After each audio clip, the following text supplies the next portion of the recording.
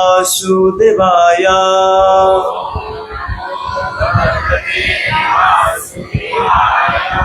ओम नमो भगवते वासुदेवाय।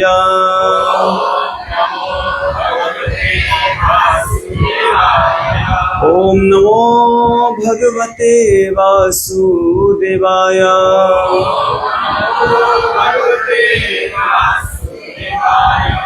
नारायणं नमस्कृत्यं नरं चैव नरोत्तमं देवीं सरस्वतीं व्यासं ततो जयमुदीरये।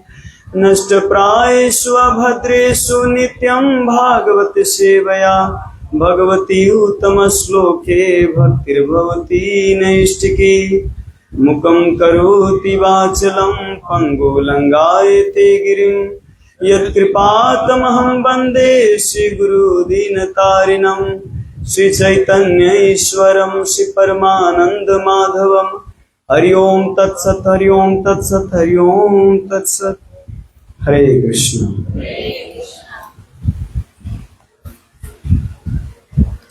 अध्याय को नाम है कर्मयोग, कृष्ण भावना भावित कर्म। अध्याय 5, श्लोक संख्या 29। बोर्ड मास्टर तो देखिए तो सब जरूर ग्रहण प्रयास होगा। भोक्ताराम यज्ञ तपसाम, भोक्ताराम यज्ञ तपसाम, सर्वलोका महेश्वरम, सर्वलोका महेश्वरम, सुहृदं सर्वभूतानां, सुहृदं सर्वभूतानां, ज्ञात्वा मां शान्तिमृच्छते, ज्ञात्वा मां शान्तिमृच्छते। भोक्ताराम यज्ञ तपसाम, सर्वलोक महेश्वरम, सुहृदं सर्वभूतानां, ज्ञात्वा मां शान्तिमृच्छते।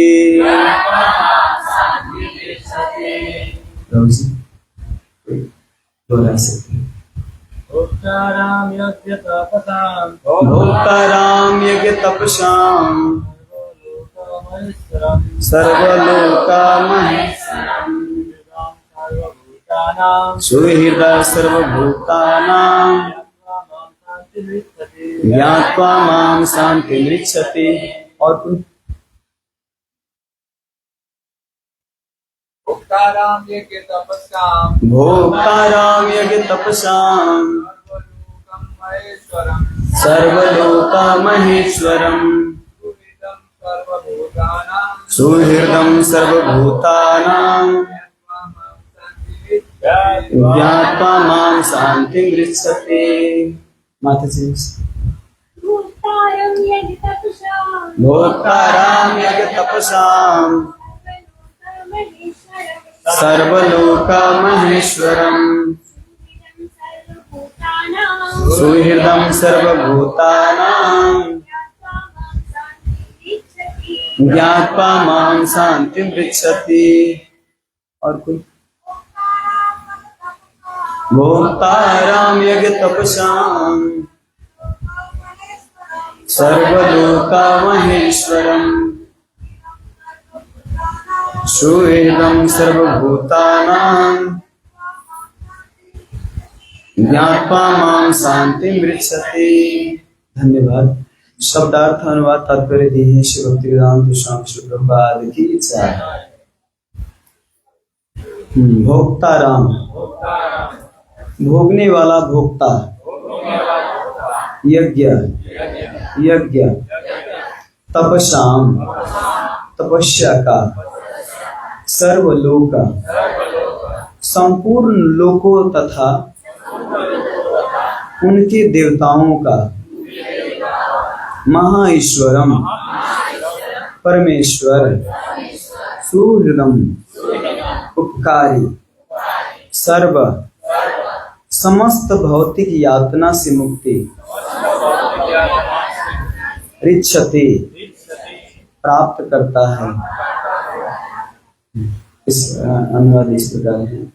मुझे समस्त यज्ञों तथा तपस्याओं का परम भोक्ता, समस्त लोकों तथा देवताओं का परमेश्वर एवं समस्त जीवों का उपकारी एवं हितैषी जानकर मेरे भावना अमृत से पूर्ण पुरुष भौतिक दुखों से शांति लाभ करता है। सबसे पहले तो मैं एक प्रश्न करना चाहूंगा। इससे पहले आप लोग में से कितने लोग शांत हैं जीवन में? एकदम हर चीज से शांति, हाँ बस अब कुछ नहीं अर्जन करना, शांति मिल गया है। सुखी शांति कितने लोग को है? कितने लोग अशांत है बताइए, हाथ उठाइए। इधर माता जी लोग सब शांत हैं। देखिए प्रभु जी लोग ज्यादा अशांत, ज्यादा काम करना पड़ता है। एक प्रभु जी बता रहे थे, दिन भर मेहनत करता हूँ और घर के आता हूँ तो फिर शाम को पैसा फिर बुझा देना पड़ता, पूरा बुझा देना पड़ता है अपने पत्नी को, और उसमें से भी पूछ के खर्च करना पड़ता है। तो अपने तरीका से खर्च भी नहीं कर सकता, तो तनाव भी है, बहुत ज्यादा एंजाइटी, बहुत लोग इसी फ्रस्ट्रेशन में है। तो शांति प्राप्त करने के लिए कितने लोग आपको अगर सजेशन मांगेंगे कि शांति कैसे हम प्राप्त करें? अगर किसी से आप पूछोगे, अगर पंडित से पूछोगे तो कहेंगे शांति आपके जीवन में अशांत क्यों है? अशांति क्यों है? क्योंकि आपके जीवन में बहुत सारे ग्रह का प्रभाव है। शनि ग्रह, शुक्र ग्रह, ये ग्रह, वो ग्रह, इधर उधर से मेच पीछ के आपको बताएंगे। अगर आप किसी साइंटिस्ट से पूछेंगे तो वो केमिकल इधर उधर का वो मिक्स करके बताएंगे। साधु से पूछेंगे, बाहर के साधु से, हमारे इस्कॉन के साधु से पूछेंगे तो वो सीधा कृष्ण के शरणागत ले जाएंगे। वो तो कहेंगे भक्ति नाम जब है। लेकिन बहुत सारे या व्यापारी से पूछेंगे तो कहेंगे आप मेंटेन करके रखो जीवन में, पैसा थोड़ा जमा करके रखिए, जीवन बीमा करके रखिए, और बैंक में पैसा जमा रहेगा तो शांति रहेगा, है ना। सेफ मतलब लाइफ आपको सेफ लगेगा, रक्षा। आगे जाके अगर कुछ खर्च करने के लिए अगर चाहिए तो पैसा तो है ना, तो लगेगा कि हाँ मैं सेफ हूँ, तब शांति रहेगी। तो सब व्यक्ति सब प्रकार के आपको सुझाव देंगे शांति कैसे प्राप्त किया जाता है। लेकिन भगवान इस श्लोक में बहुत सुंदर उत्तर देते हैं कि शांति किस तरह प्राप्त किया जाता है। इस श्लोक को आप याद कर लो, अगर जीवन में शांति चाहिए तो। हम शांति के लिए कितना कितना मंत्र जप करते हैं, ओम शांति शांति, शांति संस्था ही खोलती, वो शास्त्र में कहीं भी नहीं है, लेकिन ओम शांति का के संस्थाई है, कहीं भी लिखा हुआ नहीं। इसमें आप बुरा मत मानिएगा, क्योंकि ये आचार्य द्वारा है ना। ओम शांति, ऐसा शांति शांति शांति कहने से हम नहीं क्या कहते हैं शांत हो जाएंगे, केवल शांति शांति जपने से। जैसे आपको अमेरिका जाना है तो आप अमेरिका जपोगे तो अमेरिका चले जाओगे नहीं ना, या कहीं भी जाना है तो आपको वहां के केवल उनका प्रोसेस करना पड़ेगा ना, कहीं भी जाना है। जैसे गांव घर में नेपाली गीत क्या फेमस है, एक जाउला बैकुण्ठ नच्दै गाउँदै बजाउँदै जाउला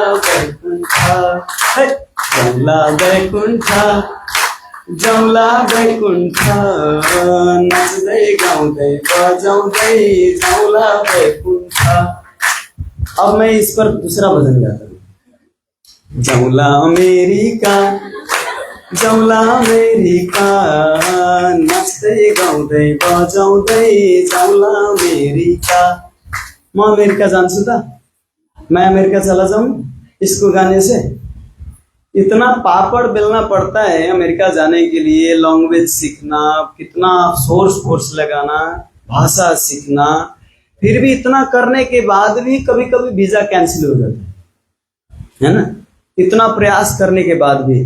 तो एक छोटे से देश जो तुच्छ है भगवान के आगे, तो इस देश से दूसरे देश में जाने के लिए जब इतना मेहनत करना पड़ता है, और बैकुंठ जाने के लिए, भगवान के धाम जाने के लिए ऐसे ही चले जाएं, यह शांति प्राप्त करने के लिए ऐसे ही शांति शांति ओम शांति करने से आ जाएगा। पूरा शतोगुण में व्हाइट कपड़ा लगाना चाहिए, एकदम या भंडारा खिलाओ, या ये करो, ध्यान करो, मेडिटेशन करो, ये सब बहुत सारे उपाय बताते हैं बहुत लोग। लेकिन असली उपाय भगवान इस श्लोक में, आप याद कर लो इस श्लोक को। सच में अगर कितने लोग हैं इसमें जो आपको गिफ्ट मिलेगा आपको, अगर अगले शनिवार आप अगर याद करके लाए श्लोक को, तो क्योंकि ये श्लोक ना बहुत सारे बातों को प्रस्तुत करता है, शांति से लेके और भगवान से जो होते हैं ये श्लोक। तो कितना ये अध्याय कितना है याद कर लीजिएगा, 5वां अध्याय के 29वां नंबर श्लोक है। तो आप लोग इसका तात्पर्य बहुत प्रभुपाद जी बहुत अच्छा से समझाते हैं। हमें पैराग्राफ, एक एक पैराग्राफ लेके आपको समझाने का प्रयास करेंगे। माया के वशीभूत सारे बद्ध जीव इस संसार में शांति प्राप्त करने के लिए उत्सुक रहते हैं। देखिए बहुत महत्वपूर्ण लाइन है, माया के वशीभूत सारे बद्ध जीव इस संसार में शांति प्राप्त करने के लिए उत्सुक रहते हैं। उत्सुक मतलब खोजते रहते हैं कहां से शांति मिले। कोई घर बना लो, बंगला बना लो, इससे शांति आ सकता है क्या? या विवाह करने के बाद शांति आएगा क्या? या नया जब कोई फेस्टिवल आता है तो नया कपड़ा खरीद के पूरा एक दिन दिखावा होता है ना, उससे शांति आएगी क्या? या पैसा कमा के या विदेश जाके, बहुत सारे अपने दिमाग में आता है और लोग प्रयास करते इसके लिए। विदेश में उस दिन हिज ग्रेस रूपेश्वर गौर प्रभु जी आए थे तो बता रहे थे कि विदेश में जितने भी लोग हैं वो अशांत है, शांत नहीं है। लेकिन इसीलिए वहां पर फोटो खींच के जब देखे थे 7 दिन तक खूब मेहनत करते, जिस दिन छुट्टी होता है उस दिन जाके और सेल्फी उल्फी लिया, अच्छा से वीडियो बना के और पोस्ट कर दिया। और हम लोगों को देखने में लगता है कि बाप रे बाप कितना शांति, कितना मतलब आनंद में पैसा कमा रहे हैं। लेकिन उन लोगों को क्या लगता है कि अगर मैं नेपाल फिरता विदेश से अगर फिरता जाऊं तो लोग क्या कहेंगे, अरे तुम फेल हो गया, तुम वहां कमा नहीं पाया, रह नहीं पाया। बहुत लोग ताना मारेंगे। इसीलिए व्यक्ति जैसे तैसे एडजस्ट करके विदेश में रहते हैं और वहां के लिए वास्तव में खुशी नहीं। एक प्रभु जी साउथ कोरिया गए थे। नॉर्थ कोरिया तो कोई जाता ही नहीं, नर्क के समान। साउथ कोरिया एक प्रभु जी हमारे गोकुल प्रभु जी थे मंदिर में, तो इलेक्ट्रिशियन का काम करते थे। और प्रभु जी साउथ कोरिया गए और वहां पे उनका काम था। और वो साउथ कोरिया गए कैसे, इसका स्टोरी पहले सुनिए। मंदिर में वो इलेक्ट्रिशियन का काम करते थे, बल्ब ये सब बनाते थे फ्री में। उनका कभी वीजा लगता नहीं था और वो प्रार्थना करते थे, हे प्रभु ये वीजा लगवा दीजिए, जब भी काम करना है वीजा लगवा दीजिए। सच में उनका वीजा लग गया और वो व्यक्ति इतना प्रसन्न हो गए कि बाप रे, उनको वो लोग से ज्यादा खुशी मिला उधर साउथ कोरिया जाने। होता है ना, हम लोग तो बैकुंठ या गोलोक का अगर टिकट मिल जाए जाने को, अगर मौका मिले तो खुशी होगा।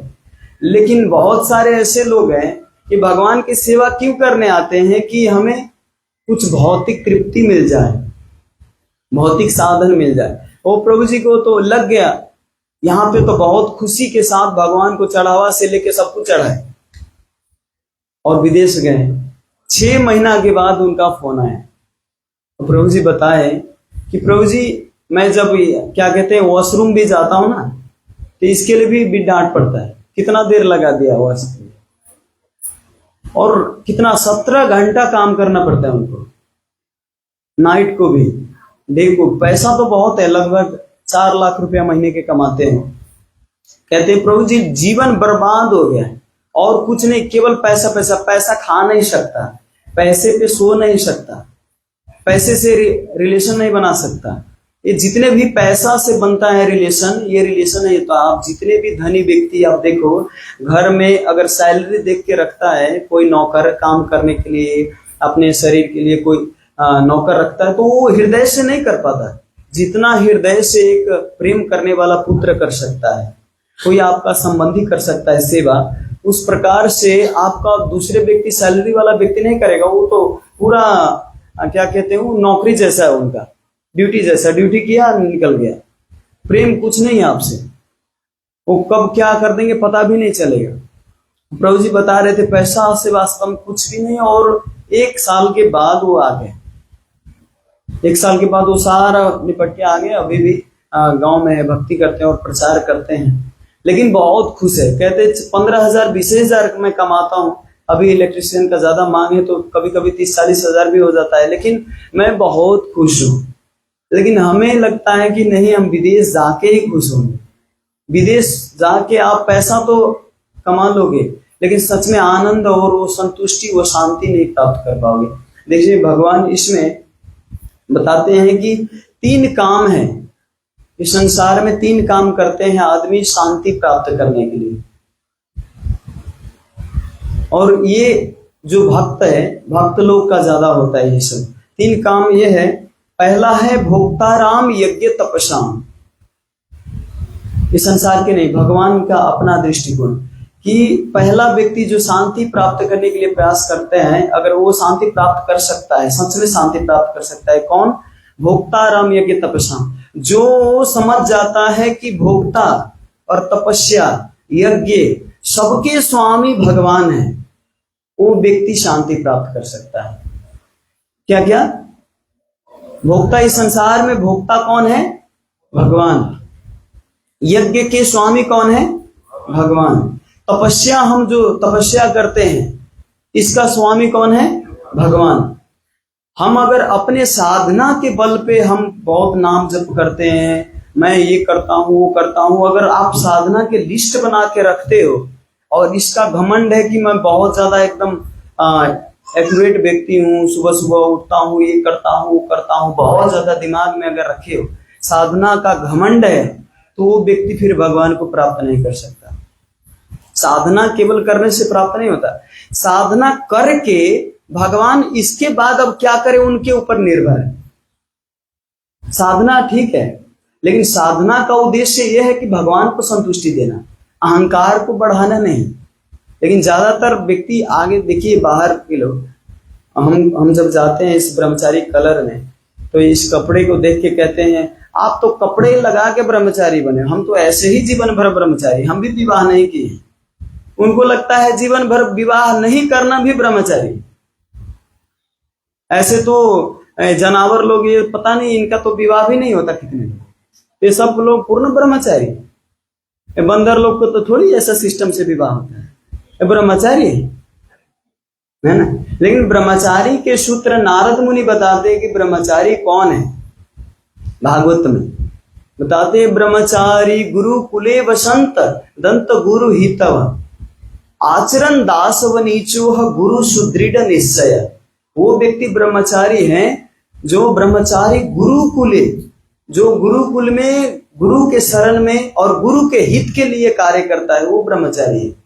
घर में केवल विवाह नहीं करने से ब्रह्मचारी नहीं होता है ना। केवल गुरु के हित के लिए, वो भी गुरुकुल में रह के, गुरु सुदृढ़ निश्चय, अपने हृदय में दृढ़ता बना के रखता है कि मेरा जो जीवन है एक केवल और केवल गुरु महाराज के लिए, केवल भगवान के लिए, गुरु महाराज के लिए। गुरु महाराज जो करवाएंगे वो करेंगे, एक ऑथराइज गुरु, जो वैष्णव गुरु होते हैं। तो ये है भोक्ताराम यज्ञ तपस्याम सर्वलोक महेश्वरम। दूसरी बात बताते हैं शांति प्राप्त करने के लिए, सर्वलोक महेश्वरम। एक महेश्वर मतलब, महेश कौन है? शिव जी। लेकिन महेश्वर का अर्थ होता है, मतलब जितने सारे लोक हैं, सारे लोकों के जो ईश्वर है उनको महेश्वर कहा जाता है। महेश एक शब्द से महेश्वर शिव जी को भी कहा जाता है, लेकिन महेश्वर भगवान कृष्ण को भी यहाँ बताया गया है, जो सारे लोकों के ईश्वर। इसमें अनुवाद में श्रील प्रभुपाद जी के तात्पर्य ने बहुत अच्छा है कि एक एक शब्द को अनुवाद किए हैं, वर्ड वर्ड ट्रांसलेट है। महा ईश्वर, परमेश्वर, परम ईश्वर, ईश्वर परम कृष्ण सच्चिदानंद विग्रह अनादि आदि गोविंद सर्व कारण कारण। जो परम ईश्वर है, सभी कारण के कारण है, वो ईश्वर को कह रहे हैं सर्वलोक महेश्वर। जो व्यक्ति ये जान लेता है कि सारे लोगों के ईश्वर, सारे लोगों के स्वामी भगवान है, तो वास्तव में वो व्यक्ति भी शांति प्राप्त करता है। पहला कौन था? जो यज्ञ तपस्या और भोक्ता कौन है ये जान लेता है, वो शांति प्राप्त करता है। और दूसरा कौन है, सारे लोगों के स्वामी कौन है, जब ये जान लेता है व्यक्ति तो वो व्यक्ति भी शांति प्राप्त करता है।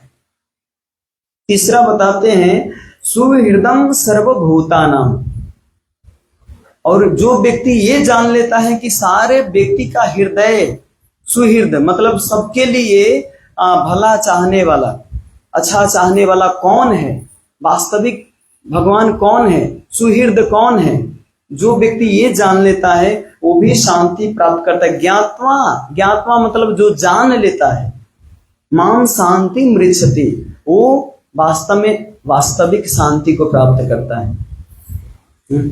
शांति प्राप्त करना कोई है, हम लोग अपने तरीका से नहीं, देखिए मैनुअल के अनुसार अगर जाएंगे तो वास्तविक शांति प्राप्त कर पाएंगे, मैनुअल के अनुसार नहीं जाएंगे तो ये जल्दी से जल्दी बिगड़ने वाला है। जैसे गाड़ी, आप गाड़ी के मैनुअल अनुसार चलाएंगे तो ज्यादा दिन चलेगा, इसी तरह लाइफ मैनुअल भगवत गीता है। भगवत गीता में ना सारी उपाय दिए, इसमें हर प्रॉब्लम का इसमें क्या कहते हैं, इसमें समाधान है ना, सॉल्यूशन है इसमें, तो हर व्यक्ति को पढ़ना चाहिए। आगे प्रभुपाद जी बताते हैं किंतु भगवत गीता के इस अंश में वर्णित शांति के सूत्र, प्रभुपाद जी इस श्लोक को ही नाम दिए हैं, इस श्लोक का नाम है शांति सूत्र। प्रभुपाद जी कहते थे अगर शांति किसी को प्राप्त करना है तो इस श्लोक को याद करके और इस श्लोक के अनुसार जीवन में धारण करना चाहिए, केवल याद नहीं, याद करने के बाद आपको एक एक वर्ड पे, एक एक शब्द पे मनन करना चाहिए, मेरे जीवन में ये है कि नहीं। भगवत गीता के इस अंश में वर्णित शांति के सूत्र को वे नहीं जानते। शांति का सबसे बड़ा सूत्र यही है कि भगवान कृष्ण समस्त मानवीय कर्मों के भोक्ता हैं। मनुष्यों को चाहिए कि प्रत्येक वस्तु भगवान की दिव्य सेवा में अर्पित कर दे, क्योंकि वे ही समस्त लोगों तथा उनके रहने वाले देवताओं के स्वामी हैं।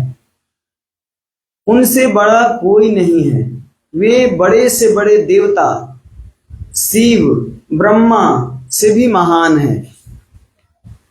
वेदों में श्वेताश्वतर उपनिषद 6-7, देखिए प्रभुपाद जी कोई भी बात बोलते तो अपने मन से नहीं बोलते, एक एक एविडेंस यहाँ पे प्रमाण दे रहे हैं। श्वेताश्वतर उपनिषद से बताए हैं 6-7 से, भगवान को तमीश्वरानाम परमम महेश्वरम कहा गया है। माया के वशीभूत होकर सारे जीव सर्वत्र अपना प्रभुत्व जताना चाहते हैं, लेकिन वास्तविकता तो यह है कि सर्वत्र भगवान की माया का प्रभुत्व है। भगवान प्रकृति माया के स्वामी हैं और बद्ध जी प्रकृति के कठोर अनुशासन के अंतर्गत है। जीव इस संसार में अपनी इच्छा अनुसार ज्यादा भोग भी नहीं कर सकता। कृष्णदास कविराज गोस्वामी हमारे चैतन्य चरितामृत के लेखक हैं, तो वो बताते हैं कृष्ण बहिर्मुख जीव भोग वांछा करे, निकटस्थ माया तारे झापटिया धरे। कृष्ण बहिर्मुख जीव भोग वांछा करे, कृष्ण से बहिर्मुख होके, कृष्ण को छोड़ के और सारे प्राप्त करना चाहते हैं कि ये भोग वांछा करे, पर जब माया देखती है कि ये कृष्ण से बहिर्मुख के जा रहा है तो उसको झपट से पकड़ के और झापड़ ही लगाते हैं, उसको झापट या धरे, वो चपट से पकड़ लेते और उसको ऐसा दंड मिलते वो उसको खुद नहीं पता चलता कि मैं माया में। हम सोचते हैं कि नहीं माया देवी के वशीभूत हम हो गए, माया देवी जबरदस्ती हमें पकड़ लेते, लेकिन माया देवी किसको पकड़ते हैं? जो कृष्ण से बहिर्मुख होना चाहता है। मैं बहुत लोग शुरू में जब भक्ति में शुरू में आते हैं, मंदिर में शुरू में आते हैं, तिलक लगाते हैं, भक्तों का स्मरण करते, प्रसाद खाते हैं, तो उनको लगता है वो कितना आनंद, लेकिन 2-4 दिन जब कंटिन्यू होने लग जाता है, फिर आए तो भक्तों का इसका खोट उसका खोट थोड़ा देखते लगता है इससे ज्यादा तो मैं ही अच्छा भक्ति करता हूँ यार। यहाँ पे आके और ज्यादा हम गुस्सा हो जाते, कभी ये इसको देखते कभी इसको देखते। तो जब दूसरे में दोष खोट देखने लग जाते, भक्तों में जब खोट देखने लग जाते, तब कृष्ण से आप बहिर्मुख हो गए। क्योंकि भक्त से दूर जाना मतलब भगवान से दूर जाना। भगवान कृष्णदास कविराज गोस्वामी बताते हैं, संपत्ति रमधे कौन संपत्ति गनी, राधा कृष्ण प्रेम से बड़ धनी। संपत्ति रमधे कौन संपत्ति गनी, ये सारे जितने भी संपत्ति का नाम है जिसको हम प्रयास करते हैं पाने के लिए जीवन भर, इस सारे संपत्तियों में कौन संपत्ति गनी, गणना करो सारे संपत्ति में, तो सारे संपत्ति में गणना करने के बाद राधा कृष्ण प्रेम अनेर से बड़ धनी, जिसके पास राधा कृष्ण का प्रेम है उनसे बड़ा धनी व्यक्ति कोई नहीं है। तो ये संपत्ति प्राप्त किसको होता है? जो भक्त के पास है, भगवान के पास नहीं होता। जैसे मेरा जो अपना प्रेम है, मेरा सेवा करना, मैं हमारे पास नहीं, जो हमको जानते हैं वो आपको बता सकता है। हमसे ज्यादा कौन जानते हैं? भगवान जानते हैं, और भगवान के बारे में भक्त जानते हैं, है ना। जीव के संसार में कोई भी पंडित आपको जाते हैं ना हाथ दिखाने, हाथ देख दीजिए मेरा भविष्य क्या है, कब विवाह होगा, या चाहे कितना पैसा कमाने वाला हूं, कौन सा बिजनेस करने वाला, फेल होऊंगा पास होऊंगा, ये केवल अनुमान लगा के 99% भी नहीं वो बताता, 90% भी नहीं बताता, वो अनुमान लगाते हैं कुछ कुछ, वो मिस्टेक होता है बहुत ज्यादा। आजकल के पंडित तो ठगने के लिए ज्यादा करते हैं, क्योंकि उतना तपस्या, उतना वो मंत्र का वो साधना कुछ भी नहीं है आजकल के पंडित। तो बताएंगे भी तो आपको भ्रमित कर देंगे, है ना। लेकिन वास्तविक आपके बारे में जानने वाले खुद आप जानते हो, और दूसरा कौन जानते हैं? भगवान। इंसान को आप धोखा दे सकते हो, भगवान को नहीं, है ना। आपके हृदय में भी आप जितने कुकर्म कार्य किए हो आज तक आपको खुद पता है, और ये कुकर्म कार्य किसको पता है? भगवान को। चाहे आप अंधेरे रात में दरवाजा बंद करके, कोई न दिखता हो, यहाँ पे तो कोई नहीं है, कोई दिखता ही नहीं, अरे भगवान का सीसीटीवी कैमरा लगा हुआ है। जैसे सीसीटीवी कैमरा लगा हुआ है ना, यहाँ पे चारों तरफ से कैप्चर है, क्या क्या कर रहे हैं, कौन कौन सूत रहे हैं, अब कौन कौन किधर किधर गफ कर रहे हैं, तो ये सब सीसीटीवी से कैच हो रहा है। तो हमारे एक सूक्ष्म वैज्ञानिक, यहाँ के वैज्ञानिक जो क्या कहते भौतिक वैज्ञानिक है, वो जब इतना दिमाग लगा कि ऐसा सीसीटीवी बनाया है कि हर चीज कैप्चर कर सके। भगवान का भी सीसीटीवी कैमरा, 12 सीसीटीवी कैमरा लगा हुआ है। उसमें से मैं कुछ का बताता हूं। कौन सा? एक सूर्यदेव जो है वो सबसे बड़ा सीसीटीवी लगा हुआ है। अब कहां कहां इनका ज्योति प्रकाश जाता है, सब कुछ कैप्चर होता है, और सब चित्रगुप्त को बताते हैं ये व्यक्ति ऐसा ऐसा किया, सब नोट डाउन हो रहा है। अब किसका खाता कितना बड़ा है ये तो वहीं पर जाके पता चले। खाता भरा हुआ, कितना का खाता कम होगा, कितना का बड़ा होगा, तो सारे के सारे वहां पे खाता जमा है। और दूसरा सीसीटीवी कैमरा कौन है? हाँ, 10 दिशाएं, ये चारों दिशा, देखिए 10 दिशा है, ये 10 दिशा में कहीं जाएंगे, कहां जाएंगे आप? चारों तरफ से कैप्चर है। आप क्या क्या कर रहे हैं, नहीं कर रहे हैं। रात को मैं पानी के अंदर जाके कर लूं, पानी खुद सीसीटीवी कैमरा में आता है, वो आपका सब कुछ कैप्चर कर लेगा। चंद्रमा जो अंधेरा है, आप कहेंगे नहीं लाइट भी नहीं है यहाँ पे, देवी देवता भी कुछ भी नहीं है, तो आप अंधेरे रात में भी अगर कुछ करोगे तो वो भी जो चंद्रमा है, जो अंधेरी रात है, ये भी सीसीटीवी कैमरा में कैच करता है।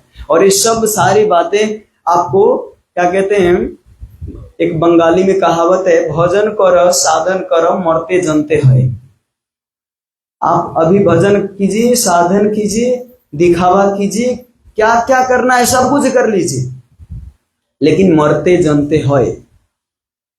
मृत्यु के समय सब कुछ आने वाला है आपको, पूरा एकदम सिनेमा हॉल जैसे देखने जाते हैं ना, वैसे सिनेमा में पूरा पिक्चर आने वाला है। आपने जीवन भर क्या क्या किया, मरते जनते हैं, मृत्यु के समय सब कुछ आपको जवाब देना पड़ेगा, हर बात को जवाब देना पड़ेगा आपको।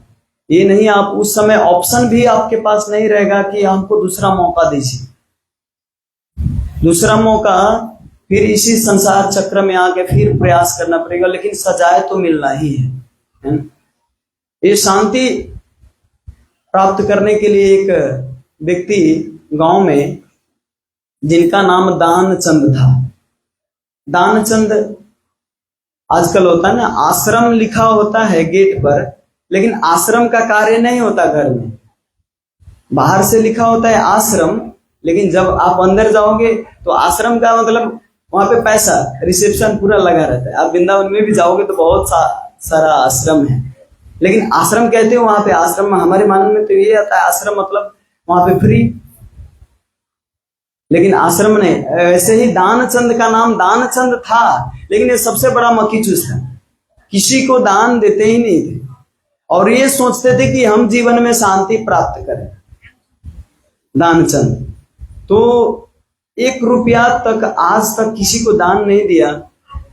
एक दिन इनके पिताजी का श्राद्ध का समय आया, इनके पिताजी बीत गए थे, तो और भाई करते थे श्राद्ध, लेकिन जब इस बार का श्राद्ध जो था ये खुद किए।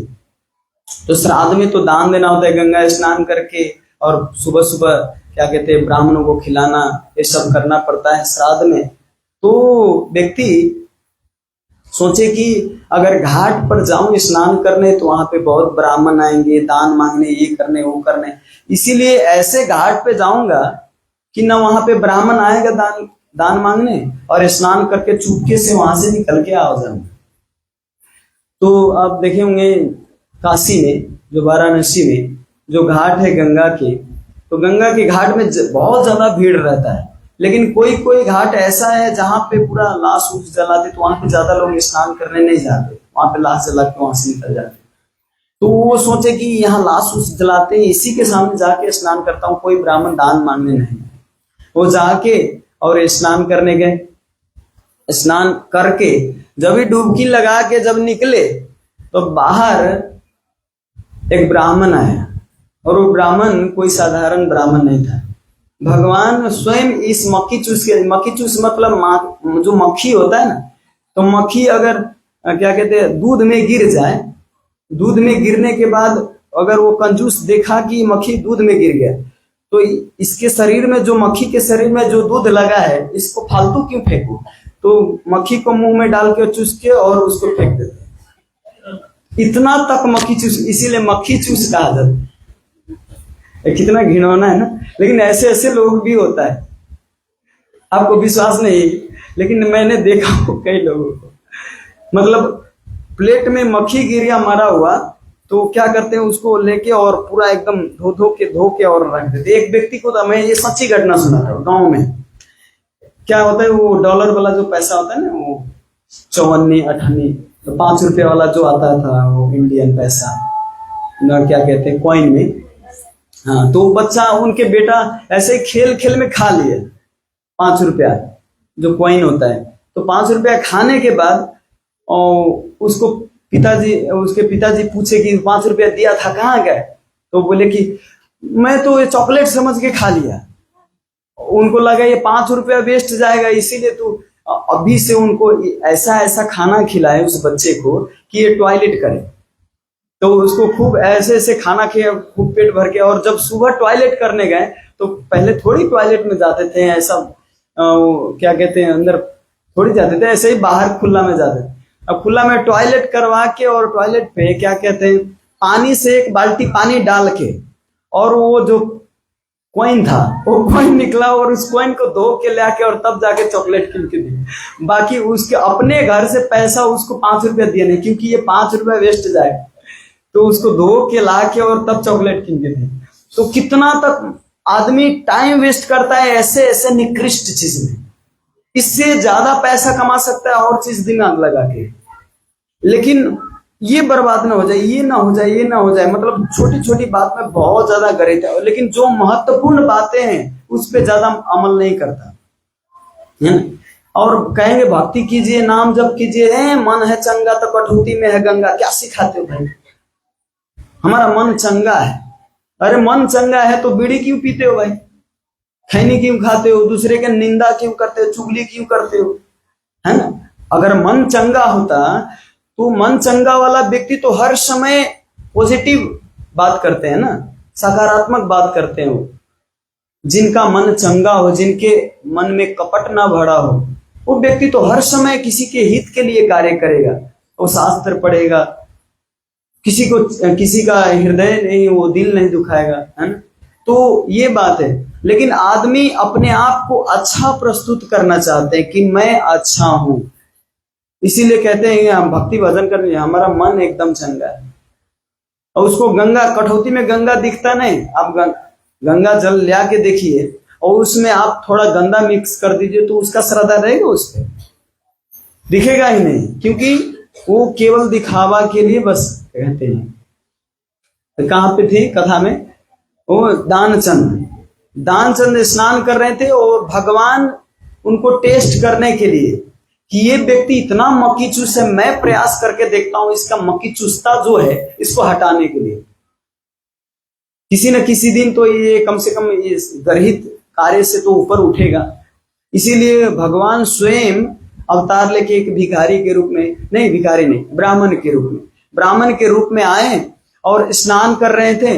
स्नान जब भी डुबकी लगा के जब निकले तो ब्राह्मण के रूप में वहां पे भगवान प्रकट थे।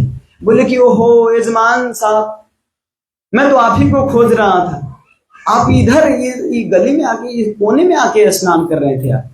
बोले कि अरे मैं तो इतना बच के आया इधर, आप इधर चले आए। बोले कि नहीं, हमको पता था हमारा जो स्पेशल यजमान है वो इधर ही आता है। भगवान सब जानते हैं कहाँ है, वो तो अंतर्यामी है।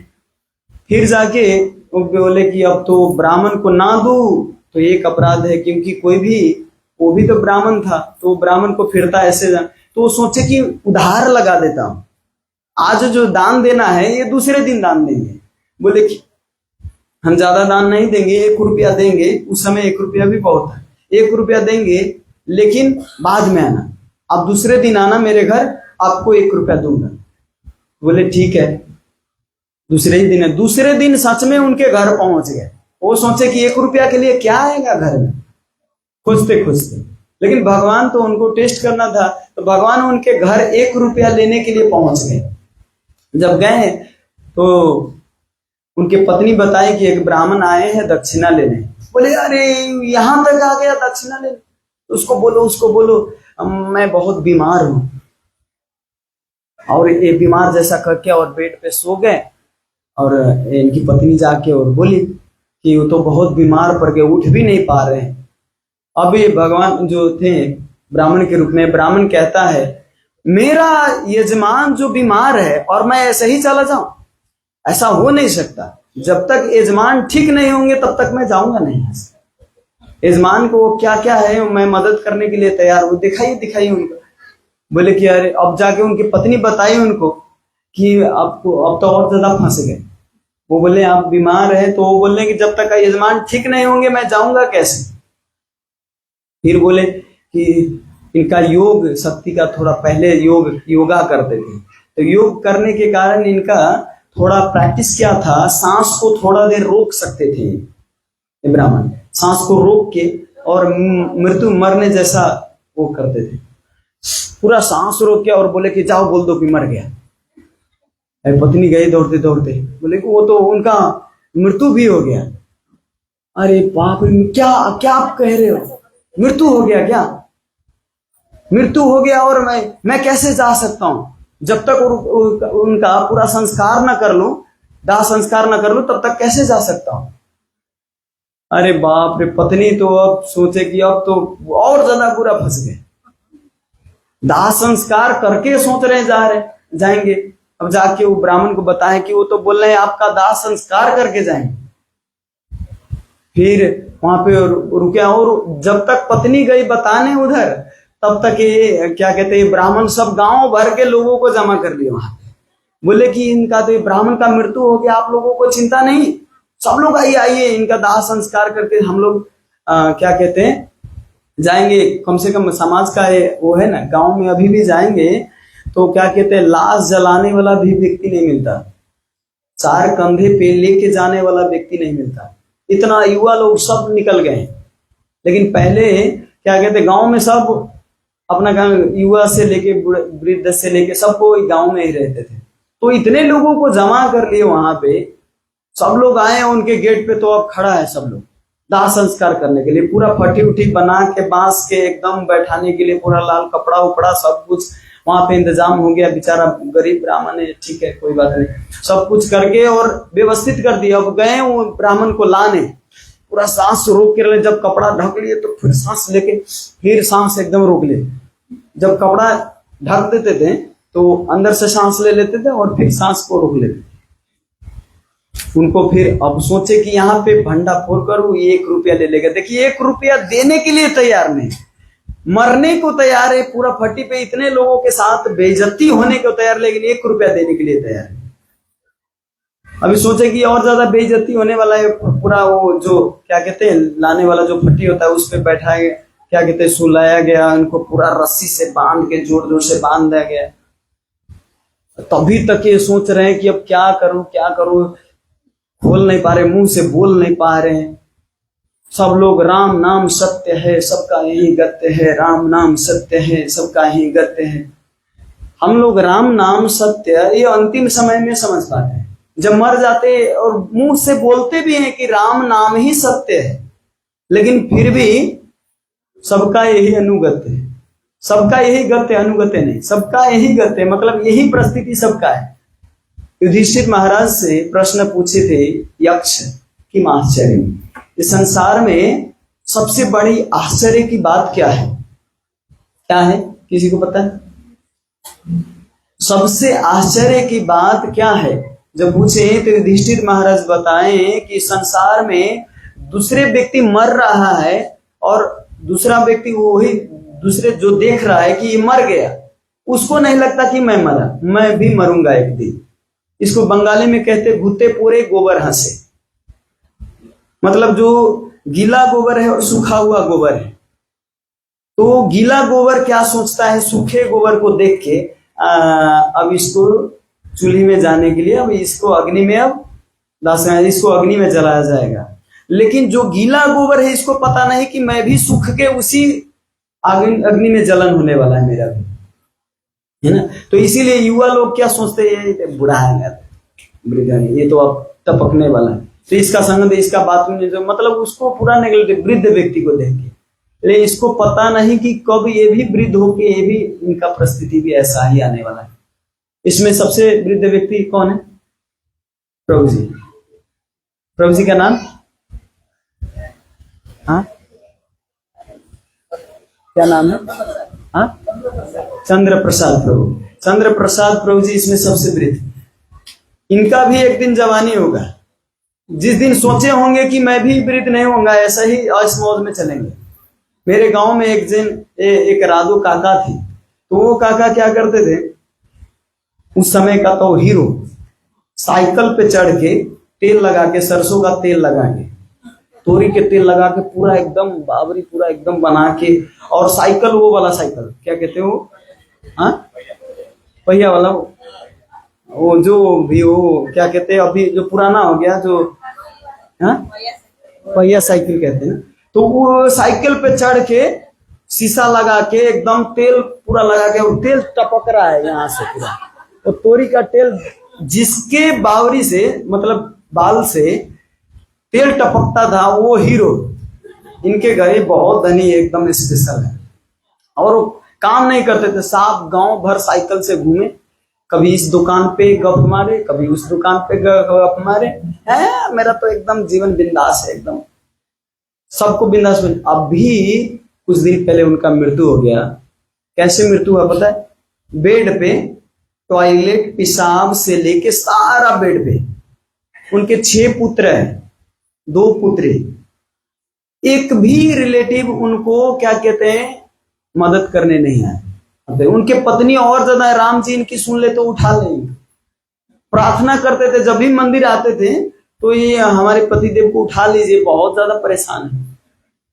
क्योंकि जब इंद्रियां छीन हो जाते तो कोई भी मदद करने वाला नहीं, है ना। तो उनका मृत्यु, अगर उस समय इसे जो व्यक्ति इस 3 सूत्र को अगर प्राप्त किया हो कि भोक्ता कौन है, तपस्या के स्वामी कौन है, ये सारे लोगों के स्वामी कौन है? जो समझ लेता है वो तो उनका भक्ति करेंगे।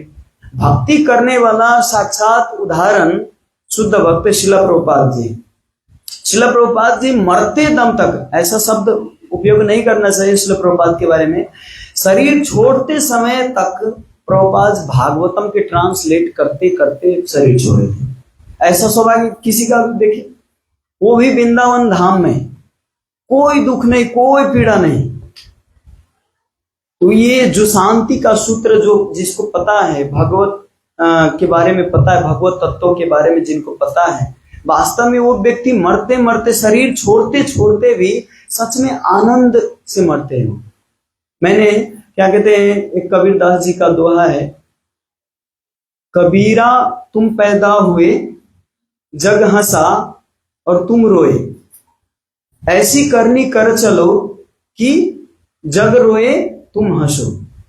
इस संसार से ऐसा काम करके जाना चाहिए कि सारा जग आपके लिए रोए। बाप रे बाप, आज प्रभुपाद जी के लिए शिष्य लोग इतना रोते हैं।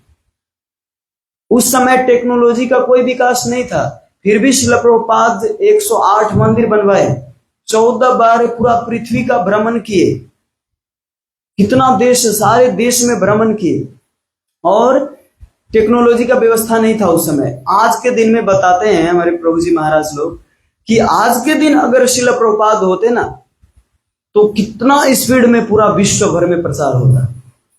लेकिन वास्तव में ये जो जिम्मेदारियां हैं, ये जिम्मेदारी वास्तव में हम भक्तों के लिए दिए हैं।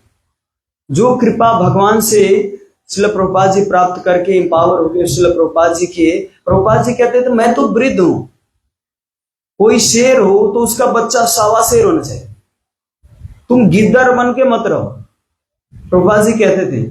वृंदावन में भी एक व्यक्ति ऐसे पूरा छोड़ के और वृंदावन गए भजन करने, तो वो व्यक्ति बोले कि आप तो इस्कॉन के व्यक्ति लग रहे हो, आप वृंदावन में क्या कर रहे हो?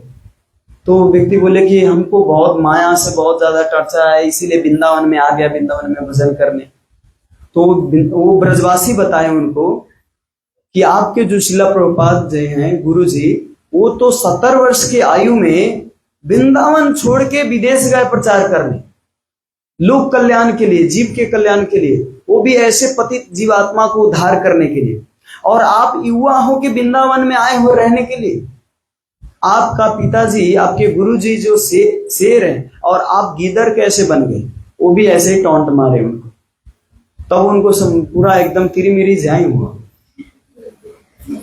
उनको वो लगा कि बाप रे बाप, वास्तव में मेरे पिताजी जो गुरु जी हैं प्रभुपाद जी इतना किए इतने उम्र में, और मैं युवा होके वास्तव में वृंदावन में, ये तो वास्तव में स्वार्थ है। हमको भक्ति पता लगा, शांति का सूत्र पता लगा, मैं खुद शांति प्राप्त करूंगा और किसी को नहीं बताऊंगा। ये स्वार्थ नहीं है। कोई रोग आपको क्या लग गया, पूरा महामारी फैल गया चारों तरफ, इनको भी रोग लग रहा है, सब लोग मर रहे हैं, आपको पता चल गया कि इस रोग का निवारण इस जड़ी बूटी से है, आपको पता चल गया कि, तो वो जड़ी बूटी आप सबको बताएंगे या खुद रखेंगे? सबको बताएंगे ना। तो इसी तरह वास्तव में शांति का सूत्र जो ये भगवत गीता का ज्ञान है, वास्तव में जिसको पता हो गया तो सबको बताने का कर्तव्य है। और भगवान कहते हैं ऐसे बताने वाला व्यक्ति सबसे प्रिय व्यक्ति है मेरा। वृंदावन में रहने वाला प्रिय है, लेकिन उनसे ज्यादा प्रिय है जो मेरा प्रचार करता है, जो भगवत गीता के बारे में औरों को बताता है ना। तो इसीलिए प्रभुपाद जी इस क्या कहते हैं 70 साल की उम्र में गए। अब ये कथा पे आता हूं दानचंद की।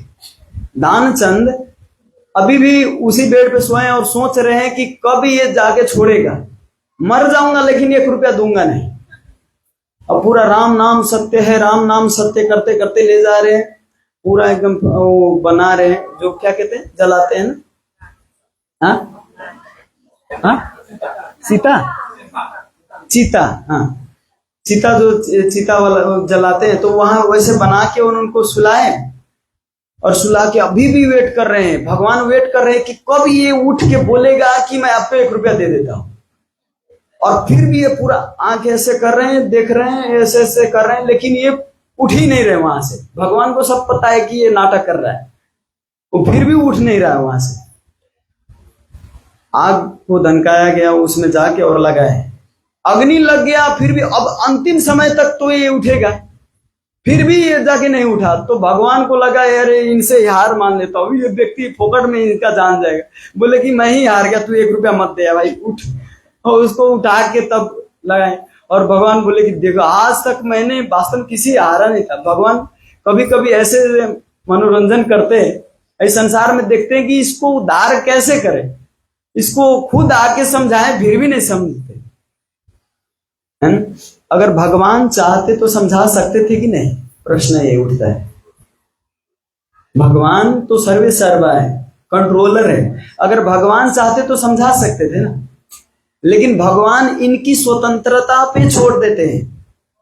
ये व्यक्ति स्वतंत्र होके खुद मेरे शरणागत आता है कि नहीं, इनको शास्त्र का ज्ञान है, इनको खुद दर्शन देके भगवान उनको दर्शन भी दिए, तब जाके उनको वास्तव में अनुभव हुआ कि वास्तव में मैं जीवन भर ऐसे क्या कहते हैं, अवंती ब्राह्मण की कथा आती है। अवंती ब्राह्मण भी ऐसे ही थे, जीवन भर मक्खी चूस वाला काम करते थे, किसी को अपने पुत्र को भी कपड़ा लता इधर उधर कुछ भी नहीं किनना। अंतिम समय में यही अवंती ब्राह्मण, जब इनका एक समय आया, सबका समय आता है, श्री जगन्नाथ बलदेव सुभद्रा माय गौड़ निताय की। तो आज आप सुखी हो, आपके पास संपत्ति है, इसका अर्थ ये नहीं कि 10 साल के बाद भी ये पैसा रहेगा। अवंती ब्राह्मण के पास संपत्ति था, सब कुछ था, लेकिन एक दिन ऐसा आया अवंती ब्राह्मण के जीवन में कि सारा संपत्ति लूट गया। 10% गवर्नमेंट ले गए, 10% का रिलेटिव ले गया, डाकू आके लूट के ले गए, धीरे धीरे धीरे करके सारा संपत्ति गायब हो गया अवंती ब्राह्मण। लेकिन उस समय ब्राह्मण होने के कारण इनके अंदर ज्ञान तो था ही। कहते ना, अभी भी बताते हैं कि अगर इस संसार में ज्यादा लूटने और कवर करने वाला व्यक्ति है तो वो ब्राह्मण है, खाने वाला ब्राह्मण है। क्योंकि ब्राह्मण किसी किसी तरीका से वो चाहते हैं लूटना ही, है ना। तो यहाँ पे अब कोई ब्राह्मण हो तो ऐसा मत वो गलत लीजिएगा। तो यहाँ पे अवंती ब्राह्मण ये अपने आप से अनुभव की कि मैं जीवन भर जो गलत किया इसके कारण मैं भोग रहा हूँ, गलत के कारण। उनके आके सिर पे थूक देते थे, उनके क्या कहते, जहां वो प्लेट में खाते थे तो कभी कभी बच्चे आके पलटा देते थे, इनका पगड़ी नोच ले, कभी कभी अंटीना आके घुमा देते थे। ये अंटीना है ना, ये अंटीना गोलोक के क्या कहते हैं, गोलोक का जो कनेक्शन है इसी कनेक्शन से कनेक्ट होता है, ये संसार का कनेक्शन नहीं होता है, इसीलिए ये अंटीना रखना जरूरी है। अब माता जी का तो ऑलरेडी इतना बड़ा बड़ा है अंटीना, माता जी लोगों का आवश्यकता नहीं, लेकिन प्रभु जी लोग का ये मोस्ट इंपोर्टेंट अंटीना है।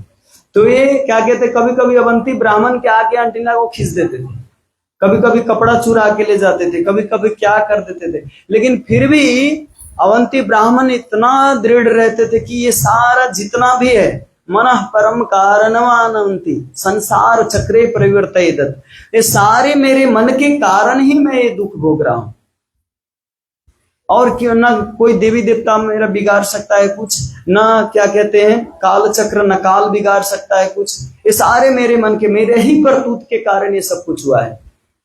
तो व्यक्ति उस गंभीर परिस्थिति में भी ये सोच पाया, है ना।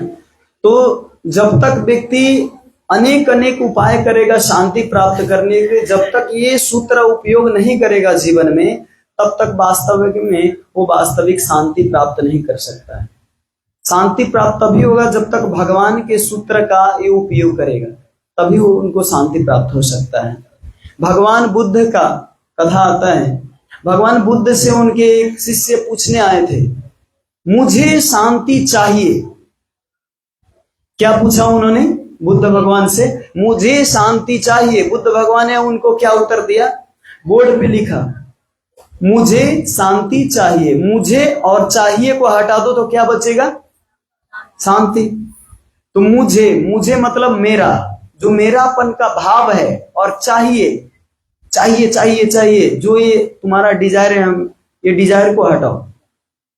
जो अपनी भौतिक जो इच्छा प्रकट होता है ना, चाहिए, और मुझे जो मन और मेरा जो है, मैं और मेरा, इसको हटाओ, और चाहिए, ये दोनों को हटाओ तो शांति बचेगी। तो जीवन में शांति अगर चाहिए तो एकदम न्यूट्रल, भगवान के भक्ति में आके केवल भगवान के भक्ति के सिवा और कुछ भी अपेक्षा मत करें। लेकिन हमारे विडंबना क्या है, हम सब कुछ इच्छा कर लेते हैं लेकिन भगवान के भक्ति की इच्छा नहीं होती। बहुत आज हम एक प्रिंटिंग करवाने गए थे फ्लेक्स का, तो कहते हमको साधु को देख के पूरा इरिटेट होने लग जाता, थोड़ा देर प्रभु जी थोड़ा देर बाहर चले जाइए। और सोचिए कितना एंजाइटी होगा उनको। वो बोलते जब मैं नाम जपने लगता हूं तो हमारा ये काम करने में वो आता ही नहीं हो मजा। मैं बोला अरे ये तो भक्त लोग इतना काम करते, इतना दुकान खोल के बैठे हैं, हमारे भक्त लोग भी इस्कॉन के बहुत सारे 99% गृहस्थ हैं, काम करने वाले, बाहर काम करते, अपना काम करते, साथ साथ में भक्ति भी करते। तो मैं बोला आपको ऐसा क्यों हो रहा है? बोले कि प्रभु जी इसमें थोड़ा घपला घपला करना पड़ता है। घपला मतलब क्या कहते हैं, घोटाला करना पड़ता है, थोड़ा झूठ बोलना पड़ता है, ये करना पड़ता है, वो कर। मैं बोला देखिए इसी के कारण वास्तव में ये अशांत है। आप इसमें ऐसे घोटाला करके आप कितना भी पैसा कमा लो, शांति हो ही नहीं सकता। आप सोचते हो कि साधु के दर्शन न करके, मंदिर न जाके, ये न करके, वो न करके, अपने तरफ से लोग इतना प्रयास कर लेते लेकिन फिर भी नहीं होता। कुछ दिन के लिए आप थोड़ा देर के लिए अगर पूरा एकदम ध्यान में किसी चीज का ध्यान करो, सोच लीजिए आप अपने माता ही पिता का ध्यान करो कुछ देर के लिए, माता पिता का ध्यान करो कुछ देर के लिए, तो मेडिटेशन के कारण वो थोड़ा शांति आता है। या प्रकाश का ही कुछ भी ध्यान मत करो, एकदम शांत होके बैठो, ओम ओम ही जपो कुछ, तो थोड़ा देर के लिए आएगा लेकिन फिर वो अशांति आ ही जाता है। कोई पैसा कमा लिया तो कुछ दिन के लिए शांति रहता, फिर अशांति आ ही जाता है। कोई व्यक्ति मैजिशियन क्या कहते हैं, मैजिक जो सीख लिया, जादू सीख लिया, फिर भी उनका मैजिक सीखने के बाद कुछ दिन शांति रहता, फिर अशांत हो ही जाता है। व्यक्ति पूरा बिल्डिंग बना लेता है, फिर कुछ दिन के लिए शांति, फिर अशांति हो ही जाता है। तो परमानेंट शांति के लिए भगवान ने यहाँ पे सॉल्यूशन दिया, परमानेंट सॉल्यूशन। प्रभुपाद जी इस तात्पर्य में बताते हैं कि यह 5वां अध्याय, ये जो 5 अध्याय है कृष्ण भावना अमृत की, जिसे सामान्यतः कर्म योग कहते हैं, व्यवहारिक व्याख्या यहाँ पर इस प्रश्न का उत्तर दिया गया है कि कर्म योग से मुक्ति किस तरह प्राप्त होती है। भगवान प्रकृति के स्वामी हैं और बद्ध जीव प्रकृति के कठोर अनुशासन के अंतर्गत है। जब तक कोई इन तथ्यों को समझ नहीं लेता तब तक संसार में व्यष्टि और समष्टि, ये बहुत महत्वपूर्ण शब्द है, व्यष्टि और समष्टि। व्यष्टि मतलब जो व्यक्तिगत है और समष्टि मतलब जो सामाजिक है। जब तक व्यक्ति इस कृष्ण भावना अमृत कर्म को समझ नहीं लेता तब तक न व्यष्टि सुखी हो सकता है, न समष्टि सुखी हो सकता है, सामाजिक नहीं खुशी हो सकता और खुद व्यक्तिगत भी खुशी नहीं हो सकता। दोनों को खुश करने के लिए, व्यष्टि और समष्टि को दोनों को खुश करने के लिए, शांति प्राप्त करने के लिए क्या करना होता है, कृष्ण भावना भावित ही होना पड़ेगा।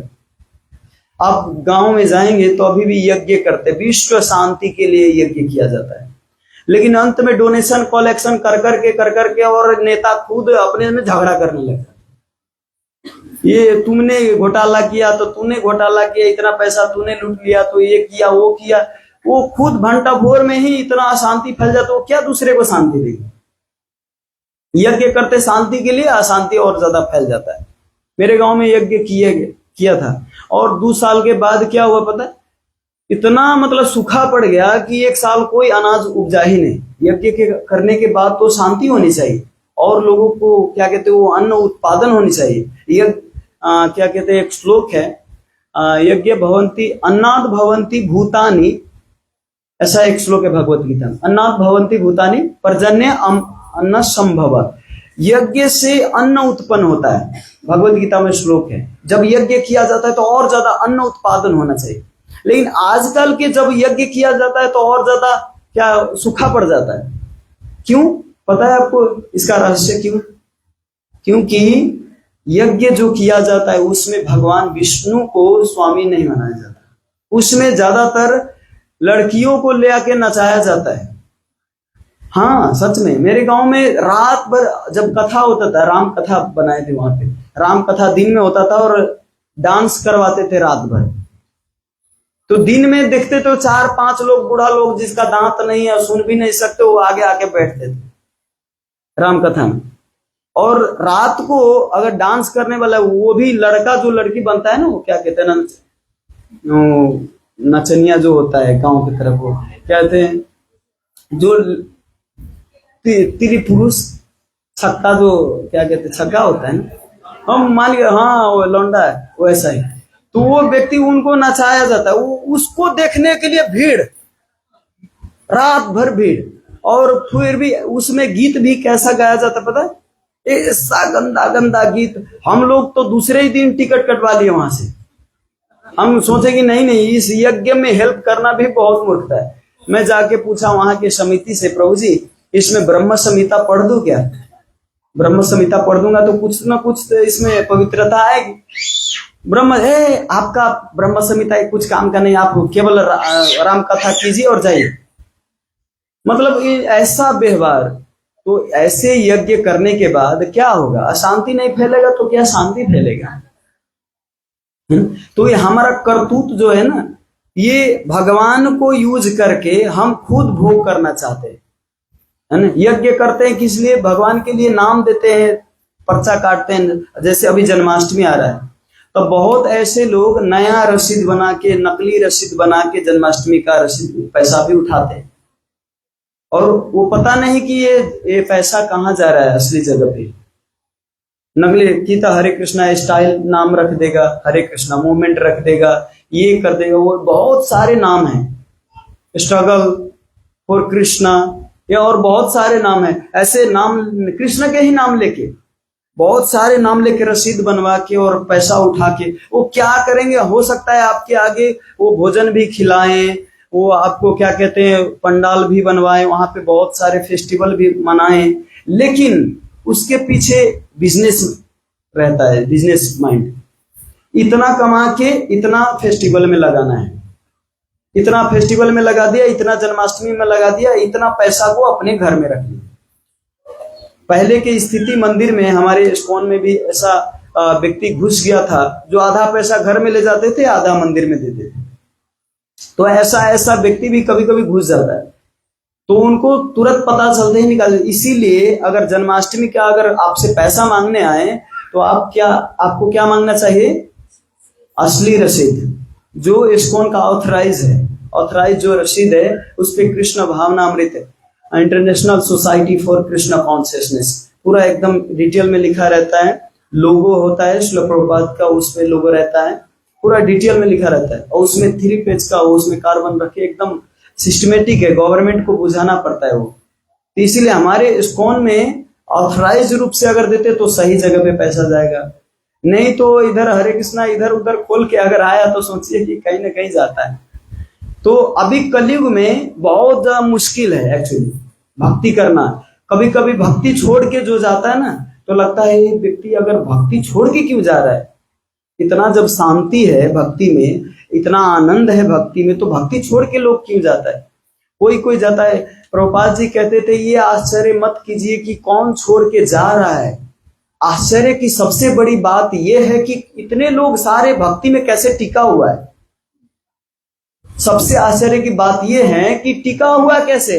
धोती लगा के आ रहे हैं, तिलक लगा के आ रहे हैं, फिर भी घंटों कथा सुन रहे हैं, ये कैसे? ये आश्चर्य की बात है। इतने दिन 10 साल से कंटिन्यू भक्ति कर रहे हैं, जीवन भर इतना साल भक्ति कैसे किए? क्योंकि माया का प्रभाव बहुत ज्यादा है।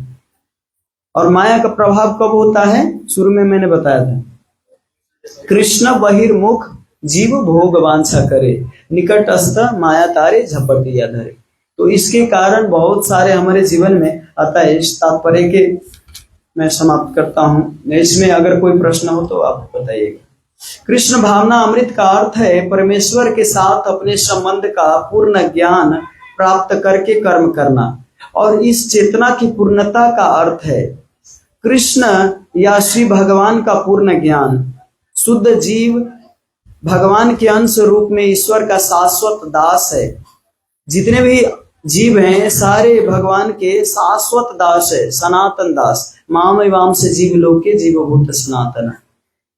वह माया पर प्रभुत्व जताने की इच्छा से ही माया के संपर्क में आता है और यही उसके कष्टों का मूल कारण है।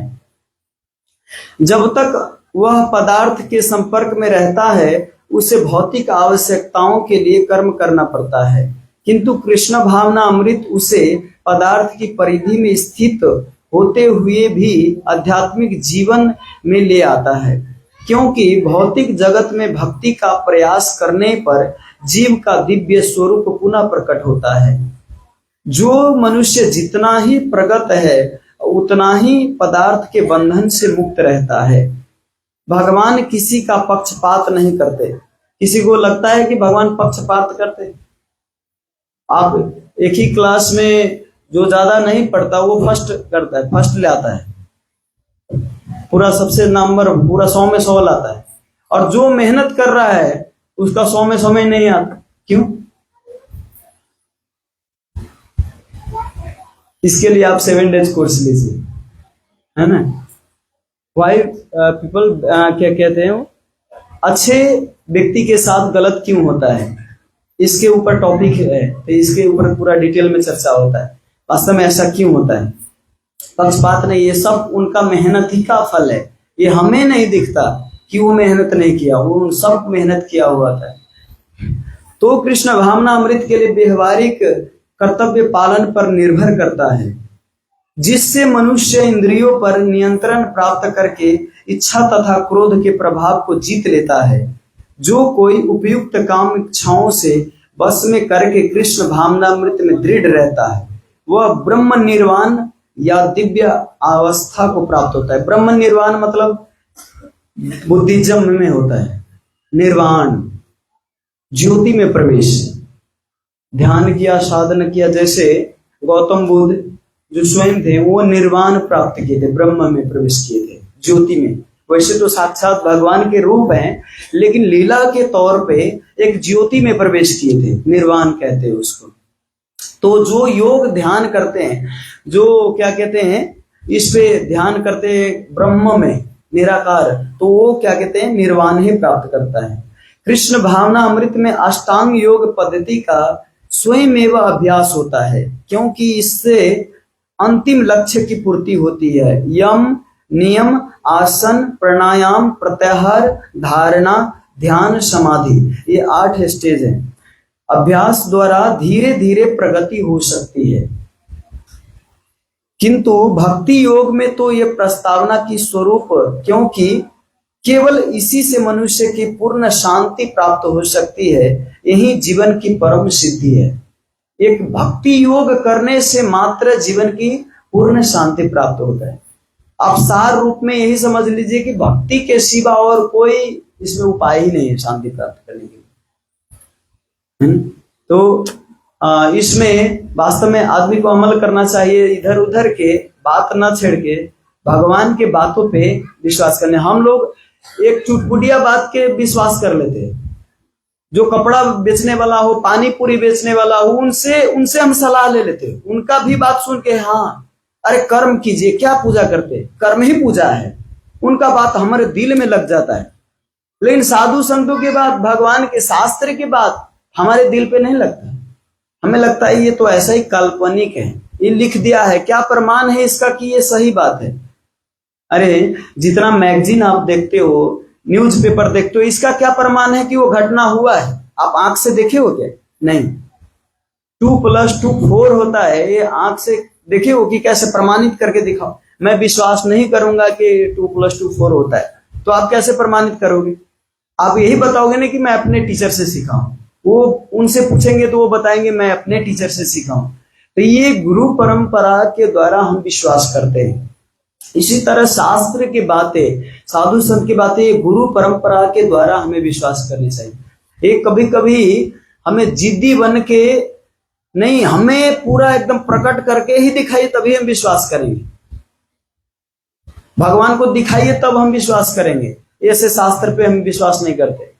तो कभी कभी प्रमाणित करने में आपका जीवन जा सकता है। जैसे ट्रांसफार्मर जो होता है, जहां से लाइट आता है, बिजली आती है, तो ट्रांसफार्मर पे क्या लिखा होता है? डेंजरस, और ऐसे क्रॉस का चिन्ह होता है।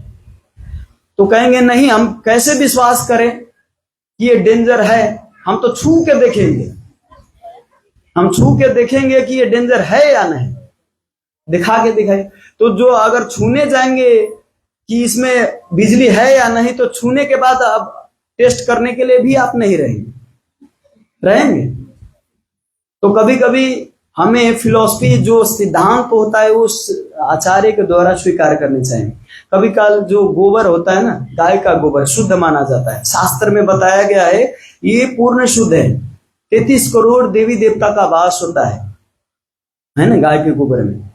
तो ये गाय का गोबर एकदम शुद्ध होता है। तो हम इसको कैसे विश्वास करें कि ये शुद्ध है? ये शास्त्र के ऊपर है। अब इसमें कोई लॉजिक ये लगाए, तर्क ये करे कि प्रभु जी हम गाय का गोबर क्यों हम लिपे?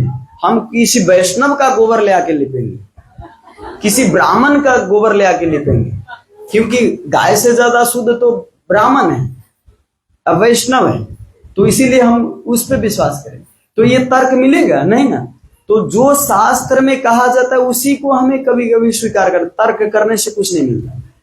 तर्क उस बात पे कीजिए जो वास्तव में अमल हो सके, ऐसे बात पे तो नहीं ऐसा ही होना चाहिए। कभी एक और लॉजिक दिया जाता है, जैसे शंख बजाते हैं पुजारी, जो शंख होता है, ये शंख तो क्या हड्डी है ना एक तरह से, तो हड्डी से हम बजाते हैं। हड्डी तो भगवान के अंदर तो अशुद्ध है, भगवान के मंदिर में हड्डी से शंख बजाना, आवाज निकालना, हड्डी तो यहाँ पे लाएंगे, मंदिर में भी नहीं ला सकते आप हड्डी, क्योंकि वो पूरा अशुद्ध अपवित्र माना जाता है। लेकिन हम हड्डी से पूजा करते हैं यहाँ पे, क्यों?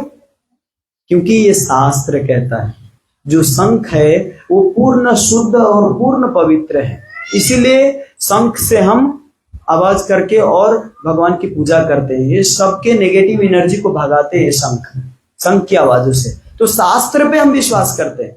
जो नास्तिक होगा, जो विश्वास नहीं करेगा, तो वो क्या कहेगा? हम क्यों विश्वास करें? हम तो क्या कहते हैं, मनुष्य का हड्डी ले आके उसको बना के उससे हम करेंगे, या ब्राह्मण के हड्डी से करेंगे। तो बहुत सारे लॉजिक दे सकते तर्क, लेकिन तर्क करने वाला व्यक्ति वो केवल और केवल जीवन भर क्या कहते हैं, पराजित ही रहता है, वो हार ही रहता है। वो दूसरे को हरा के जीवन में कुछ नहीं कर सकता, खुद हारा हुआ व्यक्ति है। गौतम बुद्ध के अनुयायी वो तो तर्क को मानते, वो क्या कहते हैं, शून्यवाद है और कोई नहीं, शून्य है, इस संसार में कुछ नहीं, शरीर छोड़ा यावत जीवित सुखम जीवित, है ना। या एक क्या कहते हैं, एक ऋषि है, कौन? चारवाक ऋषि, यावन जीवित सुखम जीवित ऋणम कृत्वा घृतम पीवेत। जब तक जीते हो तब तक घी कीन के, अगर घी कीनने के लिए पैसा नहीं है तो ऋण लिया के और खाओ खूब। मरने के बाद कौन देखा है? पुनः आगम कुतः भवेत्, कहते फिर मरने के बाद कौन जन्म लेता है, इसको किसको पता है, कौन प्रमाण देगा? इसीलिए खूब ऋण लेके खाइए पिए, और कोई नहीं देखा है, इसीलिए लोग बताते हैं। लेकिन यहाँ पे आचार्य, नास्तिक आचार्य, ऋषि होते ही कोई भगवान या शुद्ध भक्त नहीं होता, या संथी नहीं होता, वो नास्तिक भी हो सकता है। तो ऐसे नास्तिक ऋषि भी थे। तो इसीलिए हमें तर्क पे न जाके वास्तव में हमें सिद्धांत पे आना चाहिए। तो गौतम बुद्ध के अनुयायी तर्क को मानते हैं। तो माधवाचार्य हमारे आचार्य हैं, माधवाचार्य ने उनसे प्रश्न पूछा था कि आप अगर किसी को नहीं मानते, शून्यवाद को मानते हैं, तर्क को मानते हैं, इसका अर्थ आपके नजर में तर्क ही भगवान है ना? तर्क ही भगवान है। तो तर्क क्या है? तर्क का स्वरूप क्या है? तर्क में तो कुछ रखा नहीं, किसी का प्रमाण नहीं, कोई शास्त्र का प्रमाण नहीं। तब जाके वो अनुयायी सारे माधवाचार्य के शिष्य बन गए थे इस बात से। वास्तव में तर्क कुछ भी नहीं। तर्क इस बात है, मनुष्य को प्रश्न ऐसा करना चाहिए जो लोक कल्याण के लिए हो। परीक्षित महाराज ने प्रश्न किया तो श्रीमद् भागवतम की रचना हुई। अर्जुन ने प्रश्न किया तो क्या? भगवत गीता की रचना हुई, है ना।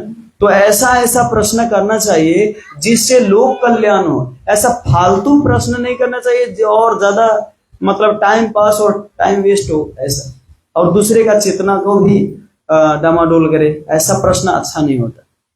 सोच के मनुष्य को सोचना चाहिए वास्तव में ये प्रश्न लोक कल्याण के लिए है कि नहीं, या मेरे कल्याण के लिए है कि नहीं। मैं गांव में गया तो एक व्यक्ति पूछा कि जो दक्ष प्रजापति का सिर काटा था शिव जी ने, तो वो सिर कहाँ है, वो सिर कहाँ फेंके थे।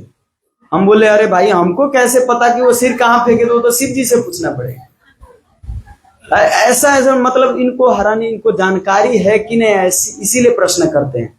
वो पूछे थे कि जालंधर जो थे तुलसी देवी के जो पति देव, तो ये जालंधर के नाना के नाम क्या था।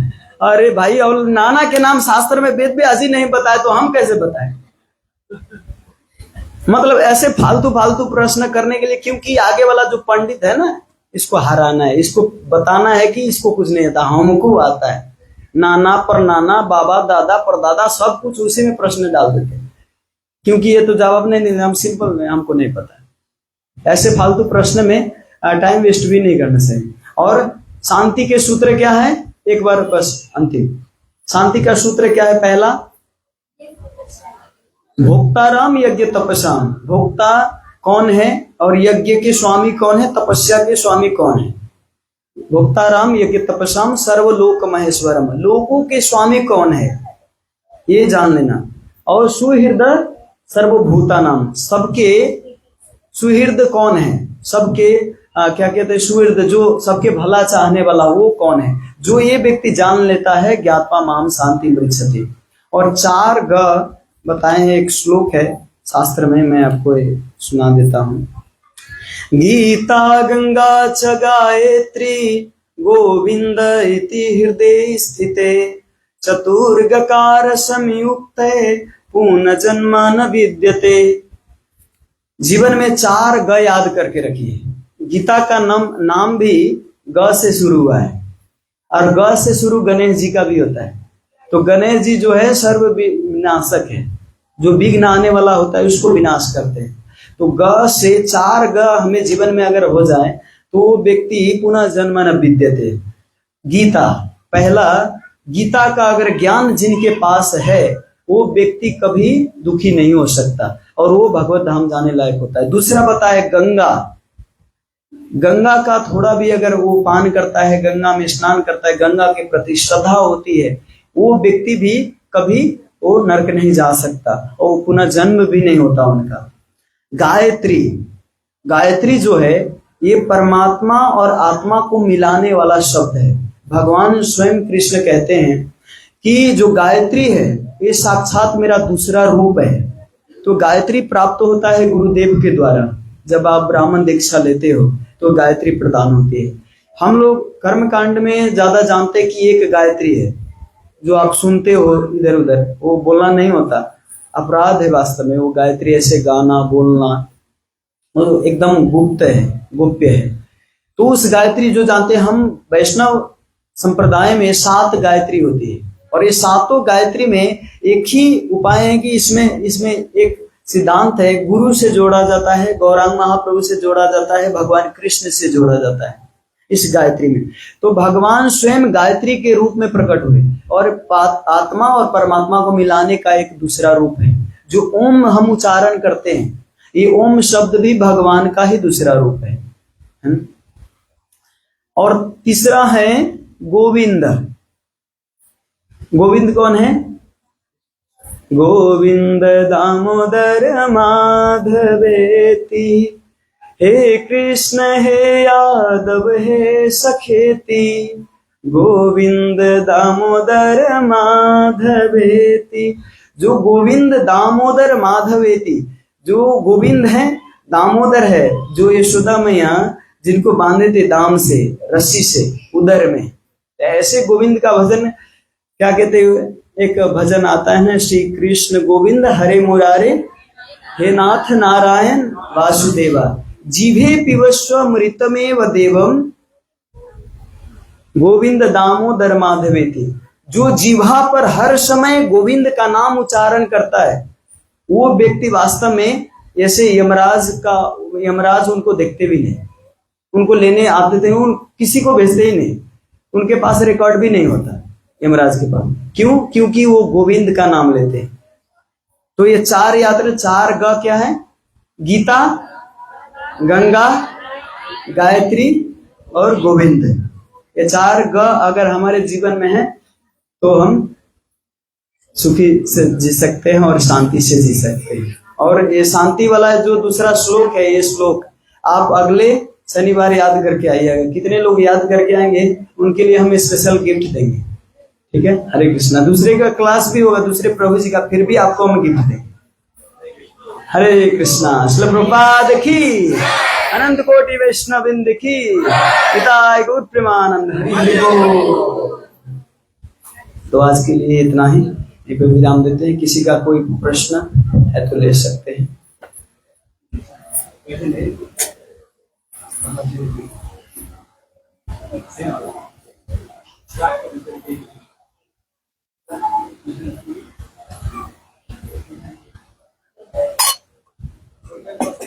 हरे कृष्ण। छैन छैन। हाँ?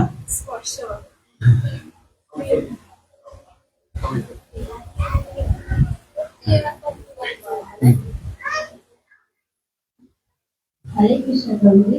बड़ा कंफ्यूजन है। 33 करोड़ देवी देवता, 33 कोटि देवी देवता। संस्कृतमा कोटिलाई करोड के भन्छ, करोडलाई कोटि भनिन्छ संस्कृतमा। एउटै हो। हामी हिन्दी भाषामा करोड र कोटिलाई संस्कृतमा भन्छ।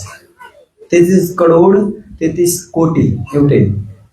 हिन्दी जस्तै सूर्यलाई सन भन्नु, इङ्ग्लिसमा सन भन्छ, हिन्दीमा सूर्य, एउटै हो।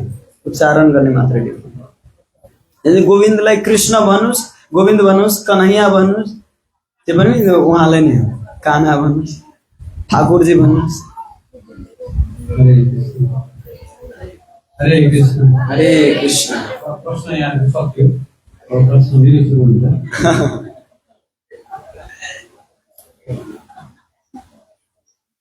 र यहाँ सबैलाई यहाँहरू कति समय बस्नु भएको